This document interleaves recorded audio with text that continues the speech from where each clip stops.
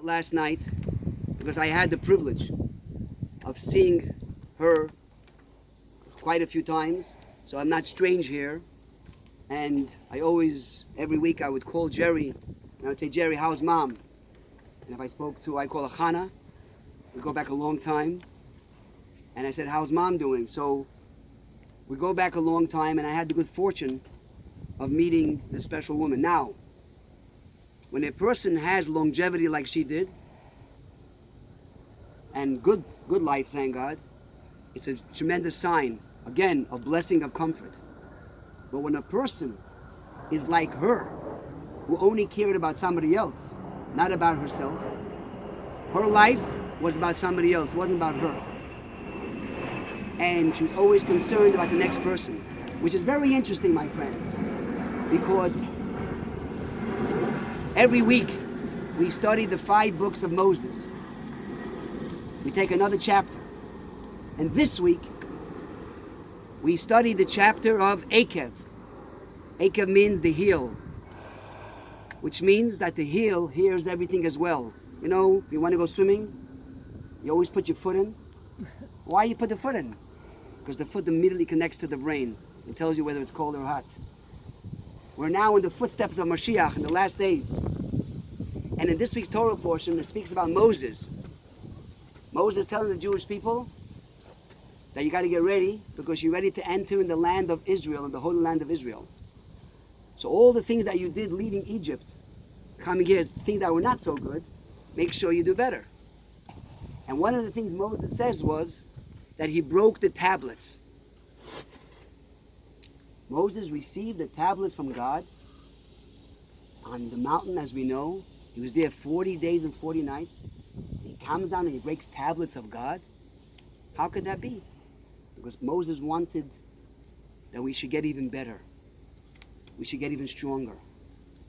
And then it says that these tablets were put in an ark, and they went with the people in the desert to clear, make sure anything difficult, anything that was there a problem, these tablets protected them.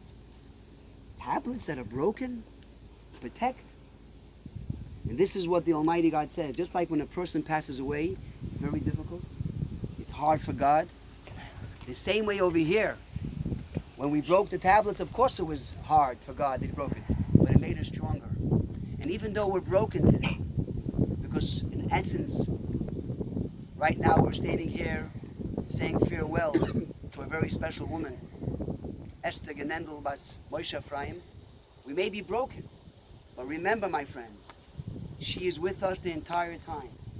She goes with us, just like the tablets went in the desert with the Jewish people, and they protected them and guided them and watched them.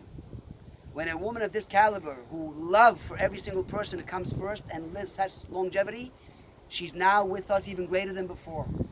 So don't think that it's over. It's actually getting stronger.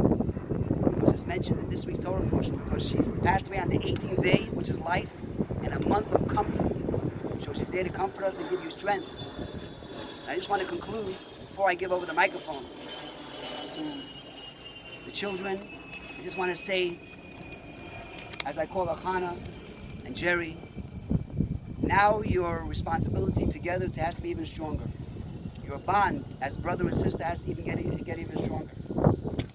Not only that, now that mom is not there, you always call how mom is doing. Now what's important, and I'm telling you, unfortunately, I'm talking from experience. I lost my mother and father, so I know what it means that brothers and sisters have to talk more and more. So you have to make sure that, because why? Because that gives your mother the greatest comfort when she sees her children are being united as one.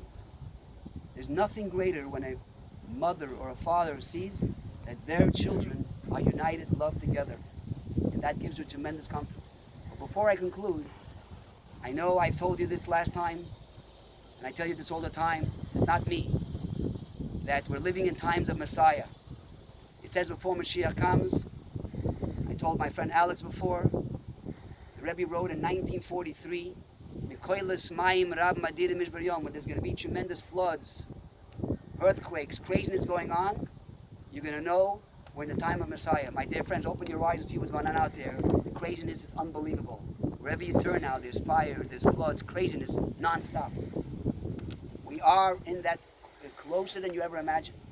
So we say to Esther Genendel, Bas Moshe Ephraim, please, now you're in the true world. Not in the true world, you're pure hope, how pure you are, how holy you are. You're in your 100th year. You're 99, but you're in your 100th year. And it says when you reach your 100th year, you reach all heights. Now that you're there, please go to the Almighty God and say it's enough. Enough tsuras, enough problems. We need to see the redemption. We need to see Mashiach.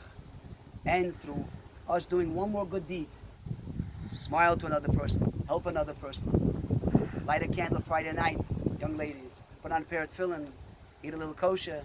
What will that do? That will bring the redemption and bring Mashiach now. So I'd like to ask Jerry, who's older, to say a few words, and let's give attention. First of all, thank you very much for coming. My mother was very pleased. She loved hosting big gatherings. I'm going to be very brief.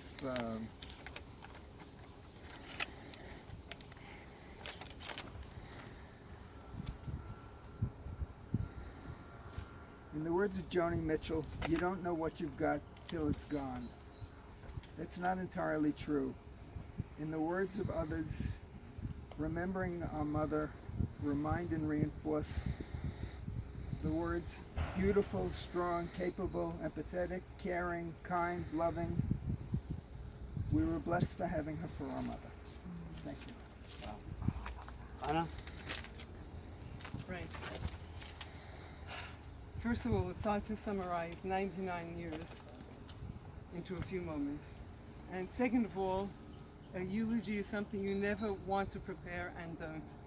So these are just words that come more or less spontaneously. All of my friends loved my mother. I think they would have loved her even when she was only 50 or 60. But certainly from 80 years onward, she was universally loved. She was everyone's mother. The mother they wished they still had, or the mother they never had. One of my dearest friends' son, Elinatan, phoned me yesterday and said to me that my parents were like his grandparents, and he loved to come and visit them, and he would. Sometimes I thought he wanted to get out of the house so that his dear wife could have a little respite. But I also knew that he came because he wanted to see both me and my parents. And he said he felt so at home there that he would go into the kitchen and take some Mandelbrot. My mother was known for her Mandelbrot and her chocolate cookies. She had cookie jars standing out for everyone to take, and he knew that she would be happy if he made himself at home. He felt the openness that she had towards him, and he loved her, and both of them loved him, and Abner, of course, too. Right. Everybody describes my mother in the emails that I get as beautiful, elegant. She had a widow's peak with a streak of gray in it. She had turquoise eyes, and she was in fact beautiful. But if I think of my mother, there's one word that I think of, and that is she was a gutinka. She was good in the old Yiddish sense of being good. She cared for people. When she went to Costco, she would buy a big hand of bananas. There are only 2 of them. But she went down the hall and she gave some bananas to June, and she gave a banana to this one. And then when she came from the Kiddush on Shabbos in her shul, they would have packages of whatever was left over, and she would go to Florence, her neighbor who lived alone, and she would give something to Florence, some kugel, whatever it was. And it wasn't because June needed a banana or Florence needed the kugel, but they probably just needed that little bit of love and caring that my mother could give them. As Marlene, who was my mother's carer and who was tremendous in her sensitivity and her devotion to my mother, said to me, she says, she sees everybody's needs and responds to it. When Marlene would bring my mother breakfast, she'd say, "You're not going to eat?" And she was devoted to my father, who absolutely adored her.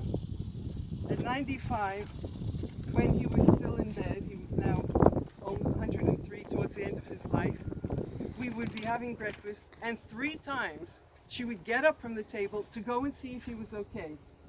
did he need something, what he wanted.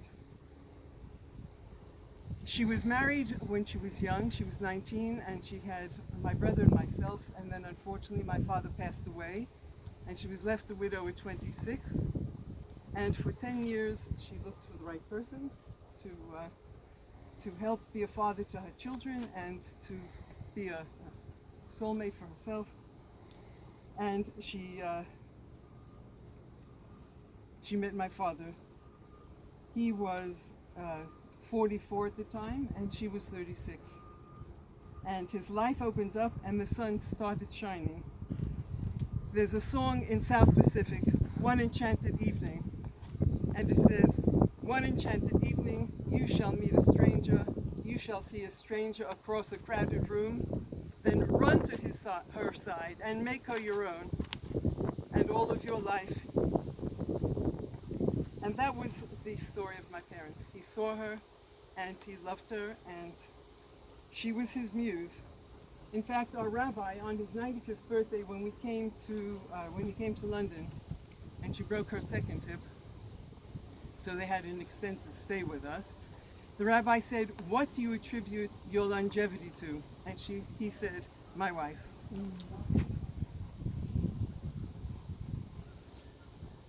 And then latterly, of course, they were the old couple walking down Broadway, sharing a walker. He'd be on one side, she'd be on the other side, and they would go into the stores together. They'd go into Trader Joe or Fairway, and they would do their shopping. They were always together. And they had very little help in the house at a certain point before she broke her second hip. Too little, but she was very independent. And people used to say, how could she manage? How did they manage without a carer? Yeah, after all, my father at some point was like in his late 90s, and she was in her early. And I used to say she would tie his shoelace and he would tie her shoelace. And that's how they got along. And that was how they lived until my mother broke her second hip, and then we started taking care of them, I guess, the way they should have. Right. She loved my husband Harris, the prince as she called him. And that's dating from the time when he came first to meet them, and my father schlepped in his 2 bags, and he walked in, the prince in his cashmere coat, to see his new collar. And he used to come and he would play Frank Sinatra to her, and then they would do a little dance together. He always had a dance for my mother, and she just loved dancing with him. He lit up her face. Yitzi would do the same when he last visited her. He would put on some music and they'd have a dance. And Golda made my mother a grandmother, and she was smitten with Golda from the first moment she saw her.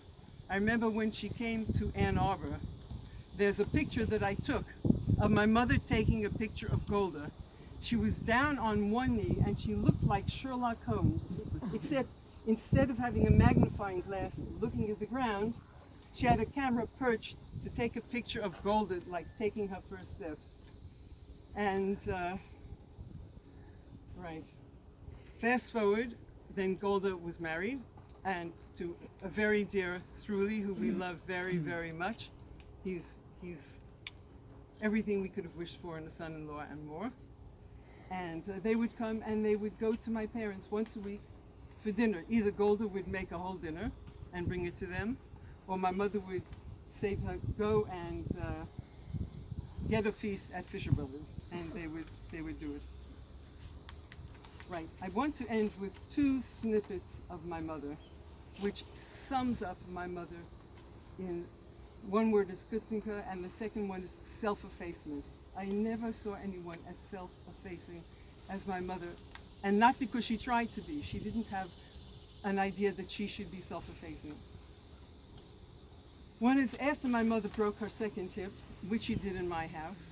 Both accidents occurred almost in front of me.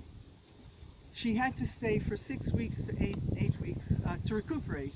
And as my brother said, what Harris said, it was the bracha in the break. He said, to have you with us for 6 to 8 weeks was a blessing that we could not have anticipated. So she stayed there until she recuperated. She went back home. 6 weeks later or so, it was her birthday, and I flew to New York, of course, to be with her on her birthday. And also I wanted to see whether she really was recuperated. And I'm watching her walk and whether she's walking with the walk, whatever it was, concentrating on her hip. And then we sit down together, and I noticed that my mother has a little cast on her wrist. I said, Ma, what's this? What's it all about? Tears came to her eyes. She said, I'm so sorry that you noticed it. She said, I was hoping to have the cast off before you came to New York. Did she tell me she broke her wrist? No. Did she tell me anything at all? No. Why? Because she didn't want me to worry. She didn't want me to run to New York to look after her. Not with one word, and she was sorry that I actually noticed, after she was already recuperating, that she had had this fall. And the last one is probably something that's really quite extraordinary. When my father passed away, it was in the middle of the night. And there was a lot of commotion when they came to take his body to the funeral home. And my mother woke up. I can remember it, it's right in front of my eyes. And the two of us sat down on the sofa. It was around midnight or 1 o'clock. And I thought, oh my goodness, I have the very unenviable task of telling my mother that my father is no longer with us. A companion of, they were in the 60th year of their marriage. And they were tremendously devoted all the years of their marriage. And I had to tell him that he was gone. I don't remember what I said to her. Totally forgotten. But what she said to me will remain with me only. The first thing she said to me is, are you okay? Me? What about you, Ma? There's you there. No. Are you okay? So, as Jerry would say, the fewer words the better. Let me end by thanking, first of all, Marlene for her devotion to my mother. She had the ability to laugh with my mother, which is extraordinary in the last few years of her life, that she could actually sit and have a laugh with my mother. And she took care of her with great sensitivity and devotion. And then, of course, it doesn't need to be said, but I have to say it, that my brother took care of both my parents in the last years of our lives, of their lives, with tremendous, every single day he was there to see if they needed something, did they need a light bulb change, did they need something brought in food, were they doing okay? And as they say, there's always one more last. A very dear friend of mine was telling me once about her mother, and she was laughing, about some incident that happened to her. I said, don't you laugh about your mother? Your mother's gone. Don't you feel pain every time you think of your mother? She said, darling, Mommy is always with me. When I need her, I think of her, and she's right there. And so I say to all of you that will be missing my mother, that just think about her, and she'll be there for you. And may we all carry forward the torch of goodness that was my mother. Amen.